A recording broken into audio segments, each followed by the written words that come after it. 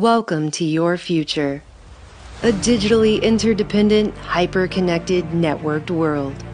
Throw off the tethers of ordinary reality and join the digitized multitudes ruled by global e-governance. With your very own new world citizen of the People's Federated Republic of the Great Democratic United Global States Incorporated chip card. Just one chip is now a key to every relevant database you are in on Earth. We're taking identification to a technocratic level beyond Aldous Huxley's wildest dreams and George Orwell's nightmares. One chip linked to your unique citizen number connects to all of your relevant societal business, including your passport, your driver's license, and all Federation required licenses, titles, and registrations, your car, home, and medical insurance, all of your medical records, including your mandatory annual psychological evaluation, your DNA profile, and your prescriptions, your voter registration and history, and your bank account and digital universal basic income credits. But that's not all. Your blockchain-protected New World Citizen chip also gives you a digital footprint everywhere you go on the web, from online news sources to all of your social media accounts, authenticating you online to ensure a safe, peaceful, and secure society where no one can offend anyone else, because no one can hide. Continuous, real-time, 24/7 tracking and tracing will ensure a truly peaceful, digital utopia for all. No more fear of identity theft or forgetting those pesky passwords, as your digital citizen mark will be biometrically verified through your fingerprints, iris scan, EEG, voice print, I'm sorry, Dave, and facial map. From Cairo to Rome to Ingolstadt to Paris to Washington to Estonia and Astana. From ocean to ocean to ocean to heck, all of the oceans. Being a digital resident offers you a new concept of freedom to be a global citizen under your borderless digital new world order. May be incompatible with faith and the actual definition of freedom. Databases wholly owned and operated by the People's Federated Republic of the Great Democratic United World States, Incorporated, and their subsidiaries. Your digital citizenship is legally binding, and data may be shared with third parties listed in subsection 187-C.2 without your express knowledge or consent. These terms and conditions are subject to change at any time, which is fine because they are 8,642 pages long and we know no one is reading the fine print. Travel allowed only in pre-approved, chip-validated mega regions and not including core or reserved sustainable development zones, as designated by the United Nations Convention on Biological Diversity. Online behaviors deemed negative or harmful are subject to UBI digital credit deduction without notice, up to and including account termination. See user agreement for further details. Our smart grid network touches every corner of the globe. It's one digital new world. And your chip is your portal to it. So apply today to authenticate and secure your digital citizenship. Because if you didn't do anything wrong, you shouldn't have anything to hide. And in this brave new world, you won't be able to.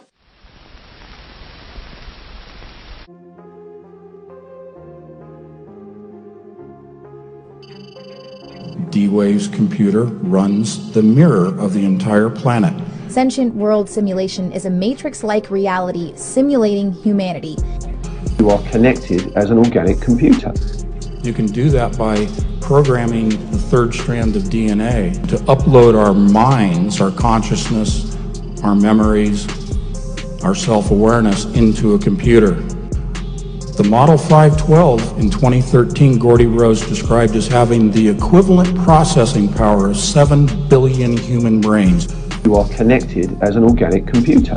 Purdue University published a draft white paper in 2006 describing a sentient world simulation, a mirror, a virtual reality of the entire planet and all its inhabitants. 2007 it went live. If I had my graphics up, I'd show you the progression of the model numbers of the computers coincide with the implementation of the virtual world. D-Wave's computer runs the mirror of the entire planet. So the reason why I want you to pay close attention when you're looking at those big black boxes is that inside those boxes is a point. a chip upon which is happening something that has never happened in the history of the Earth. It's an engineered thing which has become a nexus point for all these parallel realities. The shadows of all of these different universes intersect at a physical point inside of one of those boxes. You can think of it as a portal. The DNA world and the digital world are becoming rapidly interchangeable. So all of life as we know it can be sent as digital code through the internet or as an electromagnetic wave. Let me just ask you before Craig goes on, how many of you are having trouble with this notion of digital code going over the internet and the notion of something living that's being converted back and forth like that? I mean, do you have some sense of what is going on? Can I show of hands how many people have trouble grokking this idea? You just interconvert the DNA language with the ones and zeros in the computer, and you can send DNA as ones and zeros and recapitulate it at the other end. So we've successfully, and so with DARPA, we built Synthetic Genomics, the receiving unit. Essentially, it is a nano-thin coating of gold that allows for the imparting of digital information onto that third strand of DNA. We're now at this era where we can interconvert the biological and digital information. And so one implication of that is to be able to send biology as a digital magnetic wave. And we've been working with NASA on a sending unit. They're not terrifically powerful yet, but they're doing something completely different than what your computer does. And that thing is like flight. It gives these computers access to these new resources, maybe you could call them parallel universes, in order to do something that you couldn't otherwise do. And that is the electromagnetic linking between a genetically modified human comprised of third strand of DNA and the adiabatic quantum computer. What they're going to do is apply this machine to an area that I think is fundamentally important. It's the crux of our future as humans.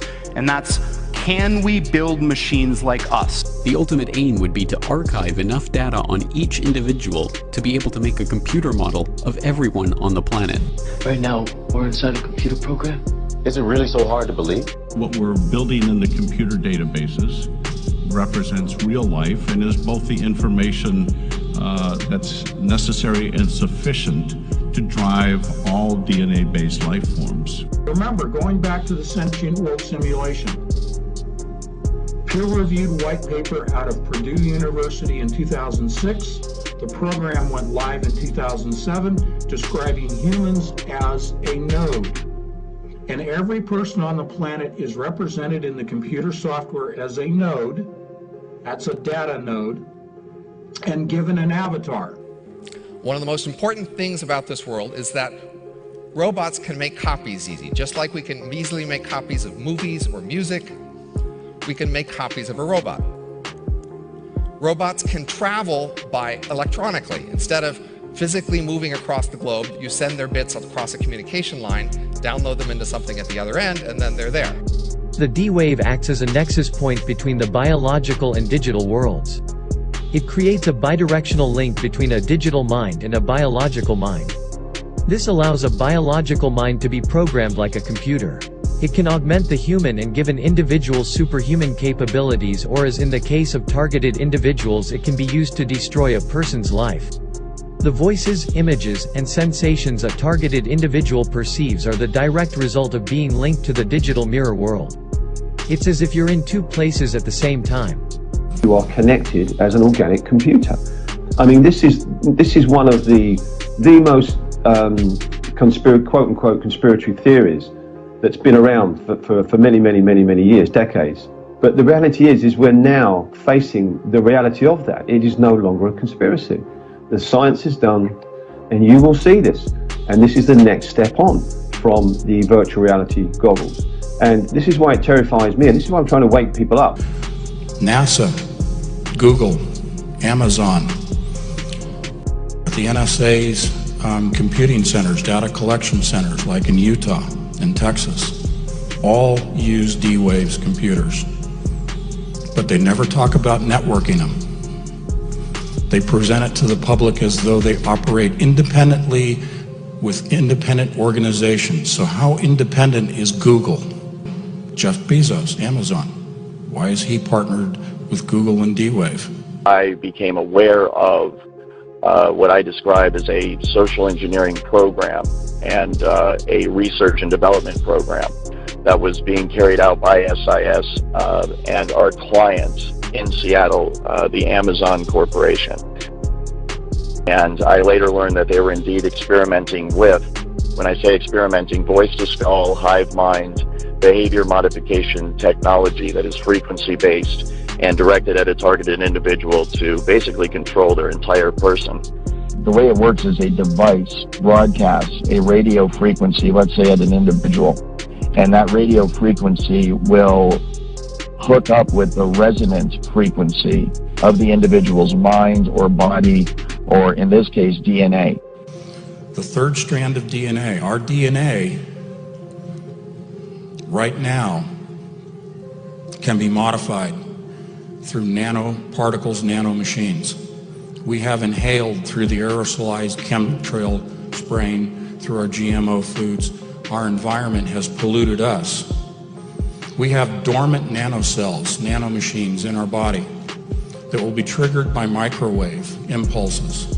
And what happens is once the resonant frequency is found in the targeted individual and the broadcast frequency matches up with that resonant frequency, those two frequencies interlock and they can be thought of as one frequency or one energy. The nanoparticles are triggered, your DNA begins to modify in the form of a third strand. We have two strands naturally, a third strand will be developed, and it will change your body and it will change your mind. This comes right out of DARPA. I've read the papers. I understand the process. They have digitized DNA. Remember I said digital DNA coming through the portal. They digitize DNA into binary code. They transmit it through the cloud.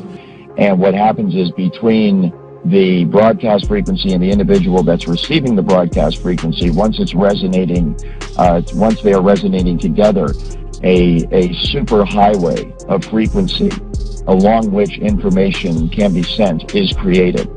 And so you can think of it just like fiber optic cables that you use to send signals over the internet that connect people to the internet. It's the exact same thing, only a wireless application of that. And so once you have connected the targeted individual with the frequency and they resonate together, then you have a perfect avenue upon which to send and receive information back and forth. And that's exactly how they manipulate someone's thoughts. They send voices into someone's head.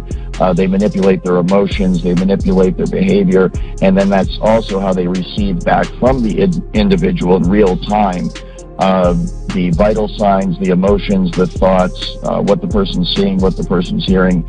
And then all that information, of course, is rendered on a computer elsewhere via software, and it can be monitored and tracked in real time. In an environment that's called the Sentient World Simulation, SWS. D-Wave's computer runs the mirror of the entire planet. The Model 512 in 2013, Gordy Rose described as having the equivalent processing power of 7 billion human brains, and each human brain processes a petaflop of data. This computer is what will run the world. I believe is already, to a certain extent, already running the world. And because it is artificially intelligent, will give rise to the beast and the mark of the beast system, and the single entity that will control everyone, every person on the planet.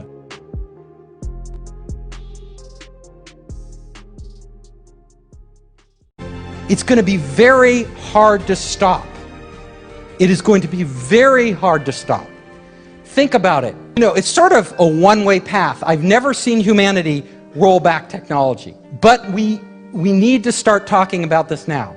Every single man, woman, and child in the United States of America will be under the influence of this technology. And as you can see going forward, what's going to happen is a dividing line is going to be drawn in America. And it's not going to be Democrat or Republican or black and white, rich, poor, Jew, Gentile, religious differences, whatever it is. It's going to be based on who is on the right and the wrong side of this technology, who is on the right and the wrong side of this program. And so if you are not a part of this program, then there is a very real risk that you are going to become a full-blown 24/7 targeted individual. And this technology at that point, when it is nationwide, will be used by automated supercomputer software programming that will manipulate the emotions and the behavior and the thoughts of everybody in the United States of America. And it can all be done remotely. It's very much like the microchip kind of tracking the New World Order, this entire, control grid that's supposed to be rolled out against the American people someday. And I'm here to tell you that it's already here. There isn't going to come a day where there's troops in the streets and tanks rolling down your neighborhood and riot gear and all this stuff. We might have isolated incidents like that. It might get like that every once in a while, but the true control grid is this technology, voice-to-skull, hive mind, behavior manipulation technology. And it can all be done remotely. It can be done simply by targeting you with the frequency, locking into the resonant frequency of your DNA and your mind, and in that manner completely track and trace and control you 24 hours a day. And when you consider that use of it and the fact that it is used for emotion and thought and behavior modification, then we could potentially be looking at many, many millions of people across the country that are under the influence of the technology today, right now.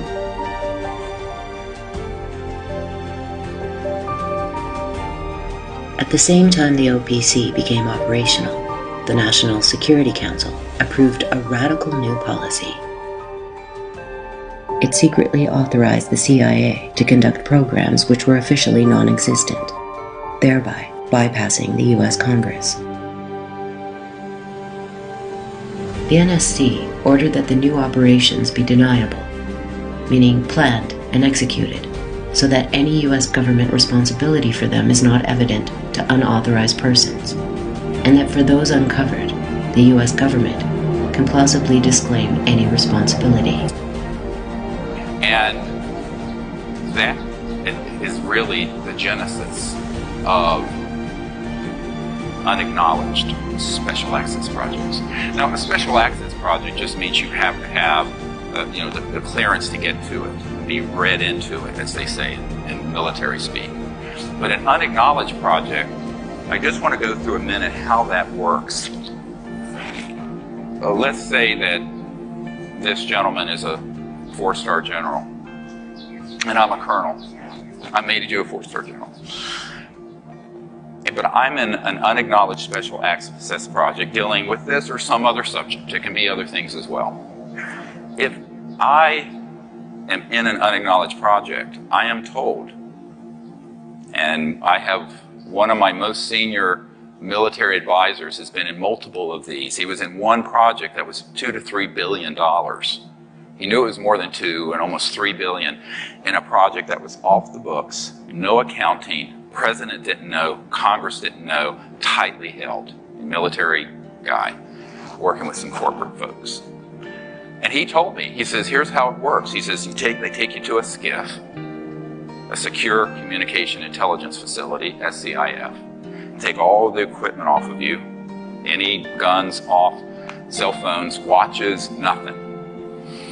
Anything metallic. You go into this underground facility and there's a meeting. And he said, hey, you have a come into Jesus talk. And what happens is that you are told that only the people in that room are read into and cleared to this unacknowledged special access project. And if you speak of it outside of that circle of people, there's one person there with a gun and a bullet. He takes the bullet out. He says, it has your name on it. If you speak to anyone, and I mean anyone, your wife, the president, your commander, about what we're doing. And that is how it works. This is not a conspiracy theory. I've been in these SCIFs. I've been in a couple places, and I can tell you that is exactly how it. And I'm not talking about 9/11. I'm talking about 1 week later. when the internet world changed. This was the introduction of Code Red. Code Red wasn't an email virus. It wasn't a zombie, a Trojan. It was all of the above. It was the world's first complex blended threat, and it went around the world in 3 days. By September 21st, it had infected 2.2 million systems worldwide. Governments took notice because they realized they could take this technology and bring it up to a whole other level. Hacking DNA? Well, they've been doing that for a while. I mean, yeah, putting all sorts of information in DNA, storing and encoding books and other long digital files in DNA. But this is using CRISPR-Cas9 to essentially have your DNA spy on you. It's gotten to a point of a confluence, a merging between man and machine in a digital cyber world where we can never tell them apart. A digital cyber world where the battles are not being fought with bombs and bullets, but with bits and bytes. This is the age of the cyber spy. This idea of using CRISPR-Cas9 to insert spy genes into your DNA opens up a really interesting world, especially when you look at the possibility of quantum computing. So let me share that with you now. I'm going to take you down a digital wormhole. A wormhole, by the way, that we plan to send those attackers. There is another war going on beneath the surface. The new novel coronavirus is a man-made new form of neurowarfare unleashed on the world under a secret United Nations protocol using a viral delivery system to strong-arm the human race, to redesign and restructure the biological bloodstock and DNA gene pool of the entire human race, to forcefully integrate the human race into a new cybernetic evolution of mankind by redesigning and re-engineering the DNA patterns. The modern type of bioweapons are frequency controlled. Yeah. So they don't even start doing any harm before they're not activated. We saw that, for example, and this is an interesting story, when we look into what's happening in the US. The Sentient World simulation run by the intelligence community that is basically picking up data from transhumanistic technologies of all the people, creating a real world simulation. You see, if you're going to defend yourself against technology that replaces people, then the next step of convergence is to create technology that behaves like people, that in a digital world you cannot tell one from the other. We're capable of creating massive networks so real that you cannot tell them apart. And then the plan is to reverse the signal from the antenna systems they run, which is also always the phase array antenna technology. And they want to reverse the signals and basically to turn US citizens into biorobots. They can biocode the DNA so that it's integrated into an algorithm, and then this algorithm can be transmitted from cell towers, it can be transmitted from aircraft, it can be transmitted from satellites, just like a cell phone. Satellites link the sender and the receiver. A computer multiplexer routes the voice signal of the sender through microwave towers to a very specific defined location, or cell. The receiver is located and tracked with pinpoint accuracy by their biometrics, DNA, and brainwave patterns. However, the receiver is not a cellular phone. It is the human brain. So that three people can be standing right next to you and nobody's going to feel the harassment except you, because these signals are biocoded to your body's tuning only. And then they can send down V2K, they can send down any symptom they want, because they're in full control of the bioresonance of your bioenergy. And once the person is infected with this virus, the coronavirus, okay, these nanoparticulates migrate through the bloodstream to the brain and adhere to the neurotransmitters of the victim's brain and begin to speak to and decode those neurotransmitters through a process called directed energy flashing. So this is all done by this DNA. There's a new field of research. They realized that the base pairs can be mounted into a chain in a way that functions like a computer, like a logical element. And this is, if you visualize this, it's like the old method with telephones, when you were dialing with sound. Every base pair has a resonance frequency. It's somewhere in the terahertz range. And if you hit the right frequency, it is opening, like a light conducting unit. And if you have a chain of these base pairs that react on different frequencies, you need a sequence of sounds to open all the fragments to make the entire thing conductive. So it goes like do do do do do, and then the next part of the genetic thing is activated to either produce light or to produce poison. And this is something beautiful out of their view of the world, because if you bring this RNA or DNA into the human body, you can kind of take a radio signal and activate it from outside to produce any substance you want or to produce any light you want. Light is emotion, light is thought, light is everything. Everything we sense as experience.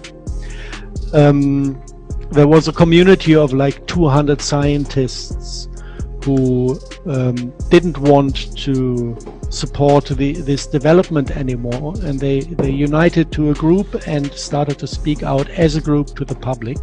Their families were assassinated with radio frequencies, and the symptoms of them dying were very, very, very similar to coronavirus death. Like having flu-like symptoms, then going to hospital with lung infection, and then dying from organ failure. So apparently we do have something that is related to electromagnetic warfare that shows the same symptoms. Like the flu, that is easily mistaken.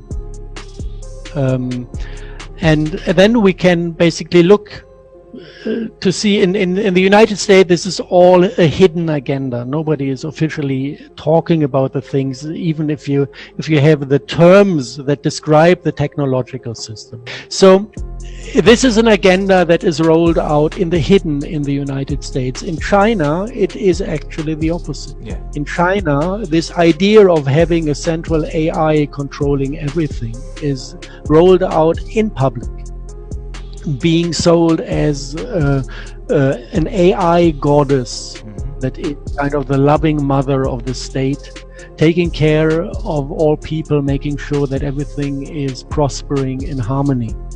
This is how they sell these developments. And still, this is also absolutely public. Every citizen is getting a kind of a ranking system of collecting points of being nice or naughty. Yeah, the social credit system. Yeah, social credit system. So and people support that because Chinese people are afraid of each other, so they want each other to be cancelled out in case of getting naughty. This is their mentality, and they fully accept that. So this is on a completely different level. And what we do know is that Wuhan area is leading in 5G rollout worldwide. So at a certain point, you need, if you have this agenda that says, let's turn everybody into AI-controlled biorobot to make sure nobody dances out of the line, at a certain point, this needs to be tested to gather data to make it function better. And at a certain point, it comes to the moment where all the people who do not comply, who do not function as AI robots, need to be removed. Now, I got to be honest here, we couldn't show you everything. We had to actually change a lot of names, scribble out some IP addresses, and we're not allowed to bring you as deep into the network as we want. It's a good thing, because if we showed you everything, we'd have to shoot you. So we've come to the end of our journey of convergence of man and machine, of confluence between two separate streams that come together to make things more powerful. We've seen technology go from completely separate from man to leveraged, to replacing man, to behaving like man. What comes after behaving, I wonder? Well, if history is any guide, the question shouldn't be if this technology will one day profoundly impact our lives. The question should be, will we ever even realize it? Thank you very much. Puts the brain at our fingertips. It also obviously opens the specter. It clearly opens a Pandora's box. You know, in many ways, a lot of what we're doing today in brain science is not only cutting edge within the sciences, but cutting edge for the knowledge base of humanity. We're going ever more boldly and ever more bravely into the brain as a final frontier of understanding, of engagement, and in some cases, of effect, manipulation. Biological knowledge multiplied by computing power, multiplied by data, equals the ability to hack humans. And the AI revolution or crisis is not just AI, it's also biology, it's biotech. The BRAIN Initiative is a $6 billion fund to find new ways to map the activity of an entire brain. Leading neuroscientist Professor Raphael Joust was at the front of the queue for funding. We're not talking about data privacy. This is much worse. We're talking about the content of your mind. And maybe I'll explain what it means, the ability to hack humans, to create an algorithm that understands me better than I understand myself, and can therefore manipulate me, enhance me, or replace me. The goal of the BRAIN Initiative is precisely to build methods to read and manipulate the activity of neural circuits. I'm a former naval officer. I'm a graduate of the United States Naval Academy. I have a degree in control systems engineering. I worked as a surface warfare officer in electronics warfare and nuclear engineering jobs. While I was in the service, I found out there's an ongoing, non-consensual human experiment, and it's testing a human-machine interface. And of course, part of that program is Obama's BRAIN Initiative, a multi-billion-dollar program. DARPA's got a huge chunk of that. $1 billion to map the brain. But you see, once you map the brain, then you can begin to connect the mind to computers. The new program is called Neural Engineering System Design, or NESD, which aims to develop an implantable neural interface connecting humans directly to computers. Philip Elvelda, NESD manager for DARPA, said its goal was to upgrade the tools that we have to really open the channel between the human brain and modern electronics. At the moment, human-computer interfaces are able to connect between 100 and 1,000 brain neurons to a machine at a time.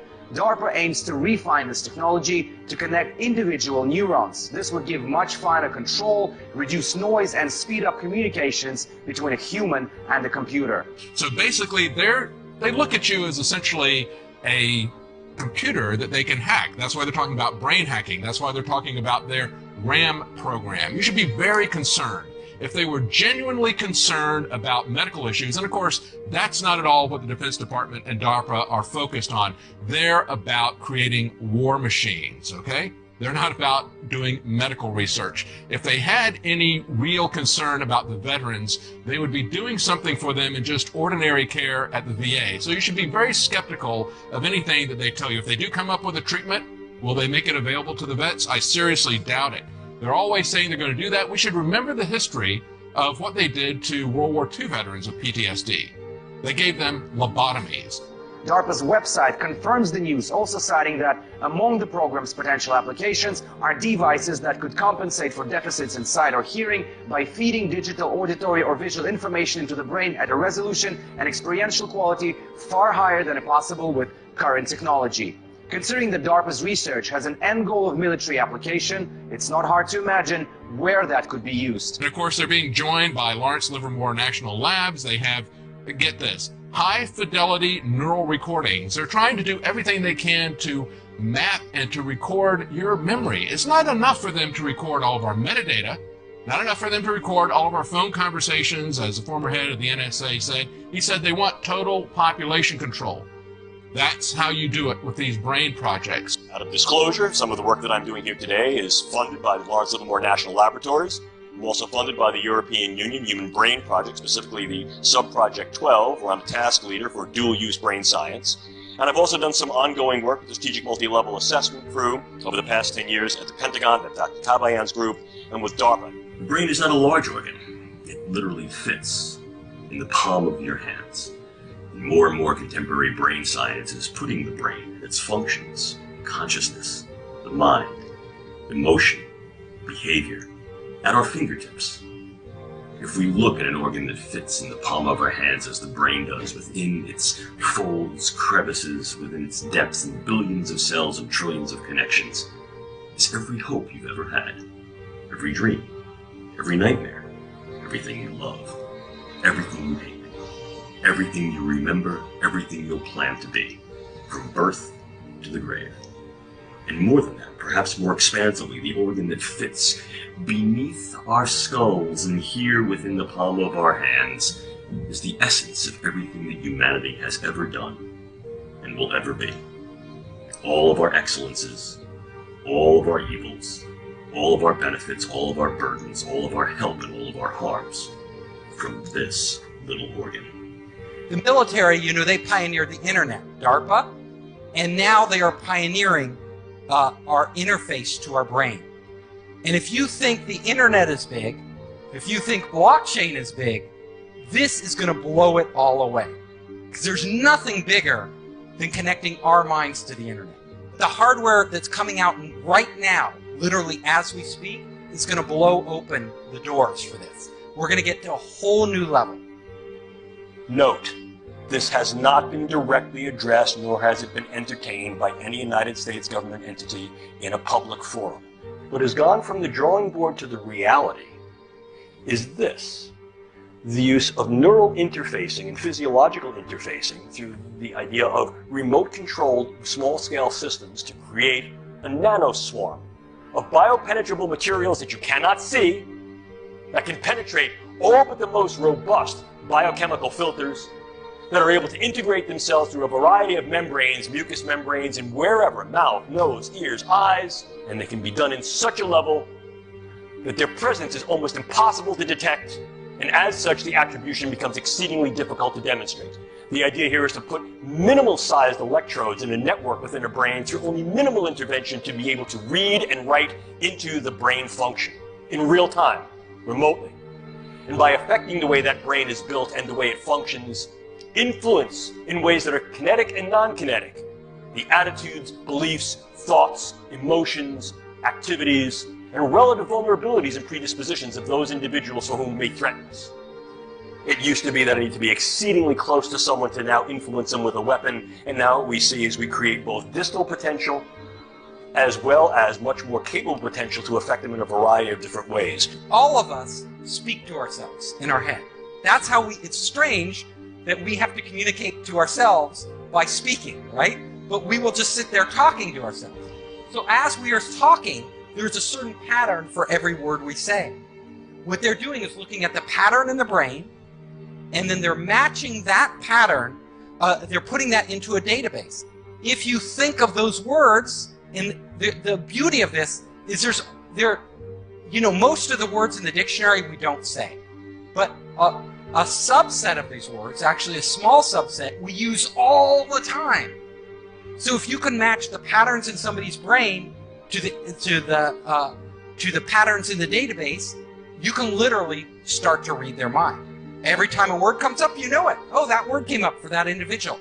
Now, will the patterns be identical in every person? Probably not, though the information will be stored in slightly different places. But it wouldn't take long for you to train a machine to read your mind. Now, that's just the beginning. They may be able to have algorithms sophisticated enough, and they get enough samples, enough data, that the AI could actually learn over time what the general rules are for different words, and then you could apply it to anybody. See, nanocells are real small, 1,000 times smaller than these dust particulates. You inhale it, they go to work replicating, spreading like a virus, multiplying in exponentials. 6 months' time, I could have 100 million people converted, ditch diggers, porn stars, and presidents. Not one would be the wiser. 100 million people will buy what I want them to buy, or do pretty much damn well anything I figure they ought to do. We will have nanobots that we can feed into our brain that directly connect to the cloud. We will connect wirelessly our neocortex to the cloud. This will replace the internet. It'll become a brain net. And the whole agenda is for humanity to have technology put inside the body, inside the brain. Nanotechnology will connect the human mind to the cloud. In a way, the future shapes the now. Think of a world where all things are connected, a world with artificial intelligence everywhere. This is the vision that leads us to the cloud. The cloud has become a force of its own. A group of scientists say we are closer than ever to creating technology which can merge with human biology in order to access the cloud in real time. And they mentioned something called deep learning, where the CIA is getting technology from Amazon. The company has signed a $600 million deal with the CIA, and Daily Finance reports it doesn't have anything to do with buying books. Amazon will help the agency build a private cloud infrastructure to keep up with emerging technologies. This deal would be a game changer for both the CIA and Amazon. Bloomberg reports the pairing would innovate new uses for cloud technology. This level of technology could include brain-to-brain interfaces, brain-to-computer interfaces, and specifically brain-to-cloud interfaces. Technology linking the brain to the cloud could drastically alter the state of communications between humans and machines. The senior author of the study noted that once inside the brain, the devices would then wirelessly transmit encoded information to and from a cloud-based supercomputer network for real-time brain state monitoring and data extraction. Essentially, the CIA is attempting to use artificial intelligence, AI, and that's where all the focus, by the way, of these tech companies is right now, is into artificial intelligence to really control the population. And I know it sounds so Orwellian, it sounds science fiction even to say these things, and yet that has been the primary focus of companies like Amazon over the last few years. This deal would be a game changer for both the CIA and Amazon. Bloomberg reports the pairing would innovate new uses for cloud technology. It refers to using the cloud computing technology in a company's own data center, because you know Amazon is better known for these public clouds where the hardware is shared with other users. The CIA has refused to comment on the deal, saying it doesn't publicly disclose details on its contracts. Amazon wouldn't talk either, and CNET's Charles Cooper says neither party probably ever will. Given how Amazon usually considers everything, including the state of the current weather in Seattle, as something of a state secret, odds are we'll never hear much more. I became a security specialist for SIS, specializing in executive protection, also risk and threat assessment to our clients. Our clients are the companies or the individuals that we contract out with and provide services for. And it was in that context that I became aware of what I describe as a social engineering program and a research and development program that was being carried out by SIS and our clients in Seattle, the Amazon Corporation. And I later learned that they were indeed experimenting with, when I say experimenting, voice-to-skull, hive mind, behavior modification technology that is frequency-based and directed at a targeted individual to basically control their entire person. Once you have connected the targeted individual with the frequency and they resonate together, then you'll have a perfect avenue upon which to send and receive information back and forth. And that's exactly how they manipulate someone's thoughts. They send voices into someone's head. They manipulate their emotions, they manipulate their behavior, and then that's also how they receive back from the individual in real time the vital signs, the emotions, the thoughts, what the person's seeing, what the person's hearing, and then all that information information, of course, is rendered on a computer elsewhere via software, and it can be monitored and tracked in real time. The next thing that is really interesting is, everybody's talking about augmented reality and VR right now. If you've taken any drugs like LSD, suddenly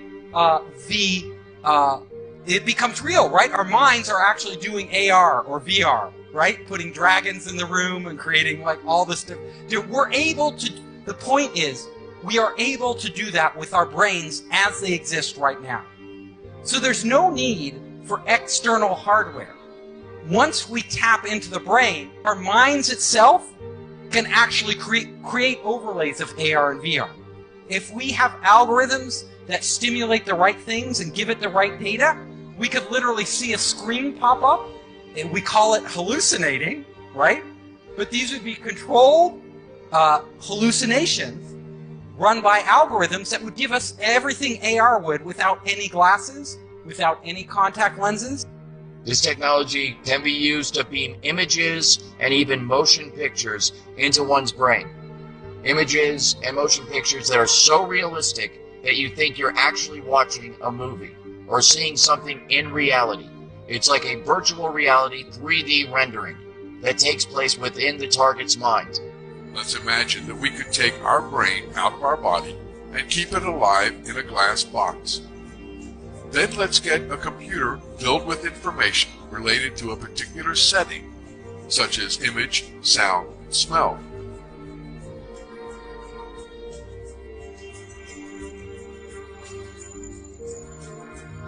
We'll connect this computer to the brain with electrodes and send the pre-recorded data to the brain. As our brain receives these signals, it will see and live the setting that the computer is transmitting. We could also send signals to the brain from this computer about our own image. For example, we could send the electrical information, such as the sight, hearing, and touch, that we would experience while sitting at a desk. Our brain would perceive that we were a businessman sitting in his office. This imaginary world would continue as long as the information kept coming from the computer, and we would never realize that we were actually a brain sitting in a glass box. You can imagine us entering entirely living in the real world as we do now, and also living in this virtual world where they are combined right inside our minds. Now, our minds are so amazing, because did you know, when you are looking at me now, when you look at me now, that what you are seeing is not really me. Now, what you are, your eyes are not, your brain, it's not like a video camera. You're not getting a video feed. What you are doing is you are getting a sense of the room, and your brain is recreating it in your head. So even the reality, and if you read enough books on the brain, which I've read way too many, you will understand that our minds are actually creating reality. And a lot of times, you'll look and you'll see something, and then you'll look again and it'll be a little different, the color or something else. It's because your brain is always changing it based on what it expects to be there. And that's because it's slow. Things are slow. Getting information in and out is slow. And your brain needs to react quickly. And it requires a lot of processing power. So your brain is actually fudging it to make, vision requires a lot more processing power than audio, than hearing. So your brain, like what you hear is closer to reality than what you see. Because your brain is filling in all the gaps between what is there, in reality, and what your brain expects to be there. So my point is that as this technology emerges, we will be creating our own new realities. So there will be a reality, like what we all live in now is the reality of being these bodies that have been around, that evolved over millions of years and, have been the same for over 100,000 years. We are entering that world of Neo-Sapiens where there is going to be a reality beyond anything any human being has experienced in the past. Patent number 6011991, remote brain computer interface neural monitoring, i.e. via satellite, directed not necessarily by human handlers, but by a computer system that sits on a global information grid in a network-centric environment. They can not only monitor your thoughts, but they can modify your behavior remotely. If our brains are connected to the internet, and if our brains are all connected, all of us connected, I could literally go into your head and see through your eyes. So all of a sudden, like for a day, like, you know, a lot of us, because you're entrepreneurs, think it would be cool to go inside Elon Musk's head for a day and walk around. Well, Elon Musk may allow people to get that feed and literally live through what he sees. This technology can also tap into the optical nerve of the target and the auditory system of the target, so that those monitoring the target can see what the target is seeing and hear what the target is hearing. This information is then downloaded and stored on a computer in a highly secure, classified site on servers that are guarded by some of the tightest security in the world. This results in the individual's entire day, everything they see, everything they hear, everything they experience, and everything they feel being recorded till the end of time. If you're looking at connecting our brains to the internet, one of the things we'll be able to do is we'll be able to outsource functions of our brain. So we'll be able to outsource, we'll be able to upload our memories to the cloud.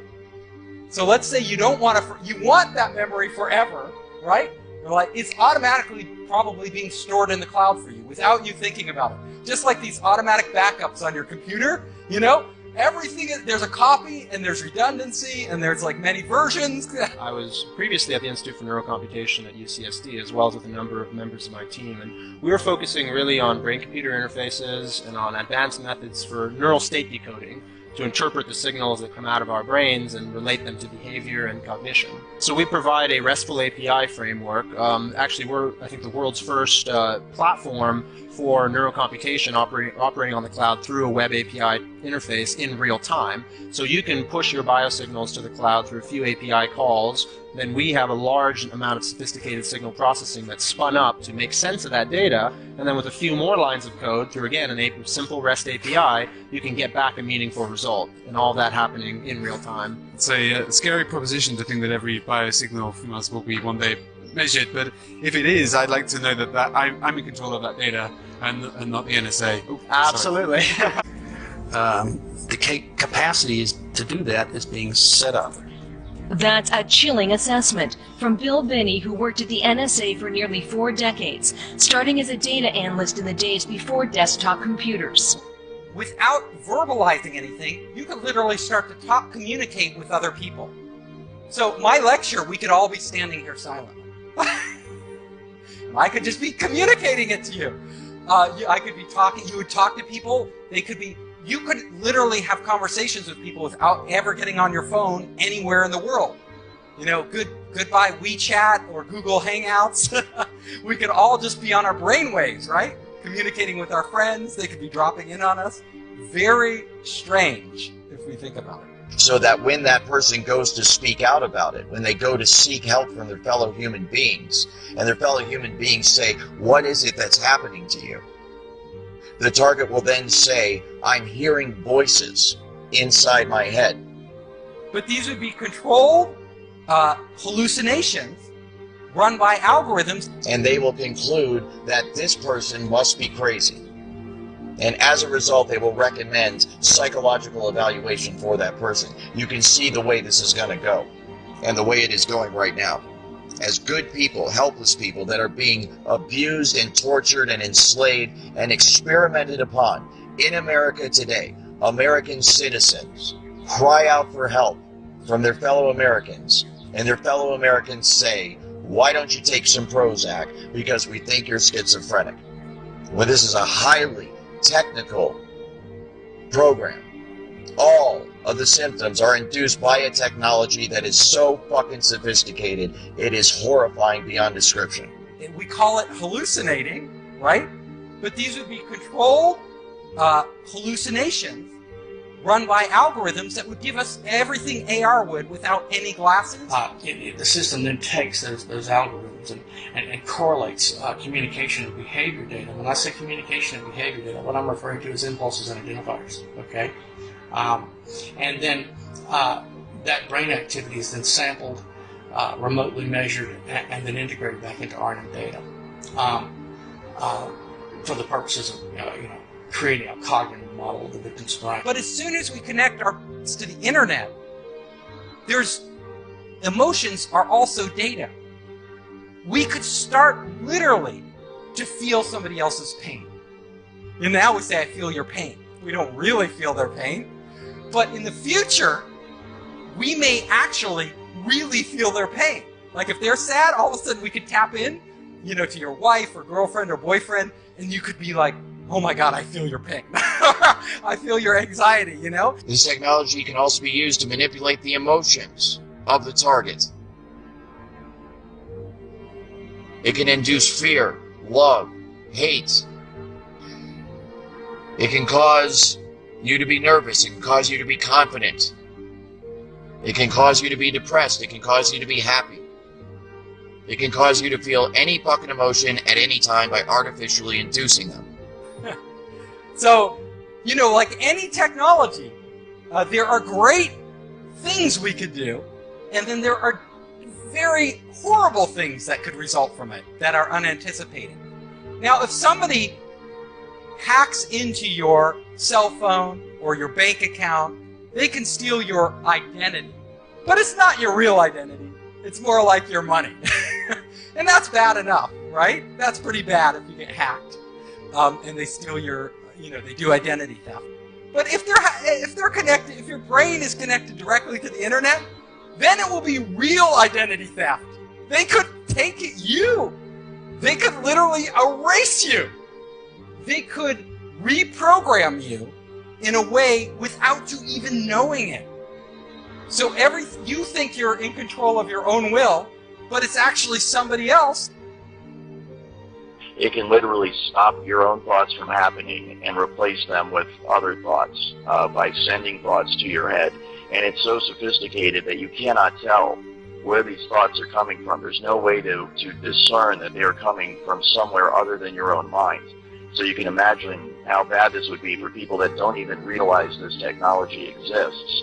And they're having these thoughts which they think are spontaneous because being under the influence of this technology now, kind of having been on both sides of it, I am just amazed at the way it works, and I know that the thoughts that they beam into your head originate from the exact same place in your mind that your own natural thoughts originate from. So if I didn't know I was under the influence of this technology, then I would have no idea that anyone was influencing my thoughts at all. And that's exactly what it can be used for. It can be used to sway people in terms of their opinion, to make them go along with a certain agenda. It can be used to turn groups of people or individuals against each other for whatever purpose. And who do we trust with this technology? Well, apparently not Mark Zuckerberg. He didn't do that good a job at protecting our data. Do we trust a government? Do we trust Donald Trump? Who do we trust? Yeah, decentralized, a blockchain, right? You're going to have technology that protects us. Technology which really doesn't exist today, and it has to be so foolproof, and we have to have so much faith in it that we're willing to open up our brains to that potential of being hacked. So, my final slide here is that, our future could go two ways, right? We could literally create heaven on earth. So we are all one giant being, and we are all working in unison, and we are experiencing these amazing things. Or it could be hell, where there's some evil AI or evil people controlling everything we do, and we're more like zombies, where we don't even know it. Like we think we're free, and we're not actually free. One of the things I'm concerned about is the technology as it's being researched and developed in Seattle utilizes emotion manipulation and behavior manipulation without the game stalking and without the voice to skull aspects. And so this use of the technology can be done very covertly to the point where the person it's being used against will not know that this technology is being used against them. And that is one of my main concerns and one of the reasons why I want to bring more light to this technology and to this issue, because this technology could potentially be being used against tens to hundreds of millions of Americans every day. I've mentioned in some of my podcasts how there are field effects where they will not direct this technology at an individual, but create a general field of frequency in a geographical area so that everybody that within that geographical area is feeling the effects of the technology. It's more of a general application of the technology instead of an individual specific application of the technology. But when you consider that use of it and the fact that it is used for emotion and thought and behavior modification, then we could potentially be looking at many, many millions of people across the country that are under the influence of the technology today, right now. It's going to be very hard to stop. It is going to be very hard to stop. Think about it. You know, it's sort of a one-way path. I've never seen humanity roll back technology. What we can do is control it. So like with nuclear weapons, we barely kept those in control. You know, with other weapons, not so much, like chemical weapons. But we need to start talking about this now. Every single man, woman, and child in the United States of America will be under the influence of this technology. And as you can see going forward, what's going to happen is a dividing line is going to be drawn in America. And it's not going to be Democrat or Republican or black and white, rich, poor, you know, Jew, Gentile, religious differences, whatever it is. It's going to be based on who is on the right and the wrong side of this technology, who is on the right and the wrong side of this program. And so if you are not a part of this program, then there is a very real risk that you are going to become a full-blown 24/7 targeted individual. And this technology at that point, when it is nationwide, will be used by automated computer, supercomputer software programming that will manipulate the emotions and behavior and the thoughts of everybody in the United States of America. And it can all be done remotely. It's very much like the microchip kind of tracking the New World Order, this entire, control grid that's supposed to be rolled out against the American people someday. And I'm here to tell you that it's already here. There isn't going to come a day where there's troops in the streets and tanks rolling down your neighborhood and riot gear and all this stuff. We might have isolated incidents like that. It might get like that every once in a while, but the true control grid is this technology, voice to skull, hive mind, behavior manipulation technology. And it can all be done remotely. It can be done simply by targeting you with a frequency, locking into the resonant frequency of your DNA and your mind, and in that manner completely track and trace and control you. Sharing of biased and false news has become all too common on social media. More alarming, some media outlets simply aren't true without checking facts first. Unfortunately, some members of the media use their platforms to push their own personal bias and agenda to control exactly what people think, and this is extremely dangerous to our democracy.